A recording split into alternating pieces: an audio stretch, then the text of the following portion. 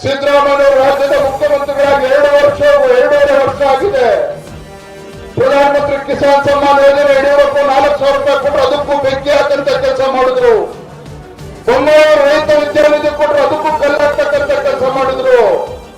ಇವರ ಯೋಗ್ಯತೆಗೆ ಕಳೆದ 2.5 ವರ್ಷದಲ್ಲಿ ರೈತರ ಪರವಾಗಿರ್ತಕ್ಕಂಥ ಒಂದೇ ಒಂದು ಕಾರ್ಯಕ್ರಮವನ್ನ ಘೋಷಣೆ ಮಾಡೋದಕ್ಕೆ ಈ ಸರ್ಕಾರಕ್ಕೆ ಸಾಧ್ಯ ಆಗಲಿಲ್ಲ, ಕಾಂಗ್ರೆಸ್ ಸರ್ಕಾರಕ್ಕೆ ಸಾಧ್ಯ ಆಗಲಿಲ್ಲ.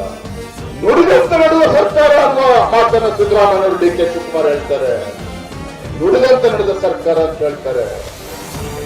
ನುಡಿದಂತೆ ನಡೆಯುವ ಸರ್ಕಾರ ಆಗಿದ್ದರೆ ಇವತ್ತು ಕರ್ನಾಟಕ ರಾಜ್ಯದಲ್ಲಿ 2.5 ಸಾವಿರಕ್ಕೂ ಹೆಚ್ಚು ರೈತರು ಆತ್ಮಹತ್ಯೆ ಮಾಡ್ಕೊಳ್ತಕ್ಕಂಥ ಪರಿಸ್ಥಿತಿ ಬರ್ತಾ ಇರಲಿಲ್ಲ. ಕಳೆದ 2.5 ವರ್ಷಗಳ ಕಾಂಗ್ರೆಸ್ ಆಡಳಿತದಲ್ಲಿ 2.5 ವರ್ಷದಲ್ಲಿ ಸಿದ್ದರಾಮಯ್ಯರ ಸಾಧನೆ ಏನು ಅಂತ ಹೇಳಿದ್ರೆ 2.5 ಸಾವಿರ ರೈತರು ಆತ್ಮಹತ್ಯೆ ಮಾಡ್ಕೊಳ್ಳೋದಕ್ಕೆ ಅವಕಾಶ ಮಾಡಿಕೊಟ್ಟಿದ್ದಾರೆ. ಇದೇ ಇವರ ಸಾಧನೆ.